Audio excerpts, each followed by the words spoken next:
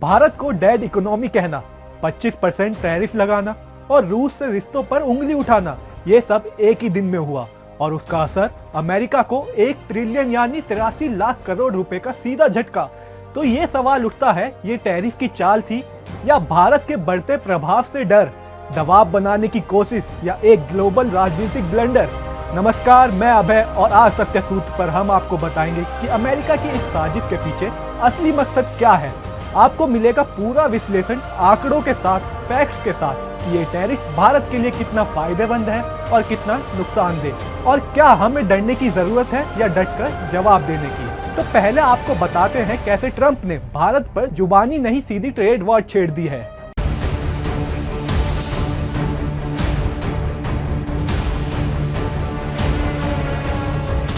1 अगस्त 2025 से अमेरिका ने भारत पर 25% टैरिफ थोप दिया है। मतलब भारत से अमेरिका भेजे जाने वाले हर सामान पर अब 1/4 ज्यादा टैक्स लगेगा। ट्रंप ने सोशल मीडिया पर और भी आगे बढ़ते हुए लिखा, India and Russia are dead economics, they will only pull each other further down. Trump यही नहीं रुके, उन्होंने भारत के रूस से तेल खरीदने पर भी हमला बोला और कहा उन्हें कोई परवाह नहीं भारत क्या करता है, लेकिन अमेरिका इसका असर दिखाएगा। अब सवाल उठता है, इस टैरिफ से नुकसान किसको ज्यादा होगा, भारत को या अमेरिका को? आइए पूरे मुद्दे को सही फैक्ट्स और आंकड़ों के साथ समझाते हैं।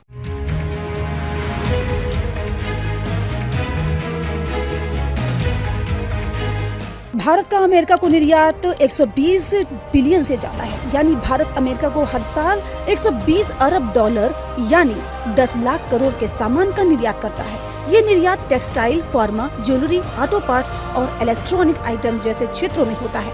अमेरिका भारत का सबसे बड़ा निर्यातक बाजार है, यानी सबसे ज्यादा माल वही बेचा जाता है। अब इस टैरिफ के कारण टेक्सटाइल, फार्मा, ज्वेलरी और इलेक्ट्रॉनिक्स आइटम्स महंगे हो जाएंगे। विश्लेषकों का कहना है भारत को इस टैरिफ से 7 से 11 बिलियन तक का नुकसान हो सकता है। अब सवाल ये भी है, क्या ये टैरिफ भारत के लिए सिर्फ नुकसानदायक ही है? बिल्कुल नहीं, कुछ फायदे भी हैं और बहुत अहम फायदे। मेक इन इंडिया को और बल मिलेगा। भारतीय कंपनियां और अमेरिका के बजाय UAE, यूरोप और अफ्रीका देशों में और निर्यात बढ़ रहा है, जिससे नए बाजार खुलेंगे। स्वदेशी निर्माण और सेल्फ रिलायंस को बढ़ावा मिलेगा। टेक्सटाइल, इलेक्ट्रॉनिक्स और फार्मा सेक्टर अब घरेलू बाजार पर फोकस कर रही हैं, जिससे रोजगार और उत्पादन दोनों में बढ़ोतरी हो सकती है। साथ ही रूस भारत ट्रेड को डॉलर से हटाकर रुपए रूबल में शिफ्ट किया जा सकता है, जिससे भारत को डॉलर निर्भरता में राहत मिल सकती है। लेकिन अब सवाल ये है कि क्या अमेरिका को नुकसान नहीं होगा? बिल्कुल होगा। अमेरिका को 1 ट्रिलियन डॉलर का नुकसान हो चुका है अपने शेयर बाजार में। साथ ही अमेरिका को अब वही सामान महंगे दामों में खरीदने पड़ेंगे। भारतीय फार्मा और टेक्सटाइल अमेरिका में सस्ते और विश्वसनीय विकल्प रहे हैं, लेकिन टैरिफ से महंगाई बढ़ सकती है, खासकर मध्यम वर्ग के लिए। अब आपको बताते हैं कि भारत रूस से सस्ता तेल क्यों खरीद रहा है और ये बात अमेरिका को क्यों चुभ रही है। भारत आज दुनिया का सबसे सस्ता क्रूड ऑयल रूस से खरीद रहा है। हर दिन करीब 2.1 मिलियन बैरल यानी करीब कुल जरूरत का 35% से ज्यादा।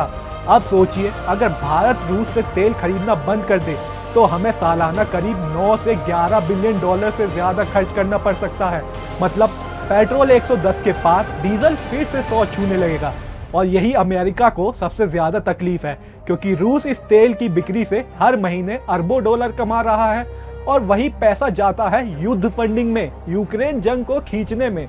लेकिन भारत के सामने सवाल है, हम अपने 140 करोड़ लोगों की जरूरत देखें या अमेरिका की चालें।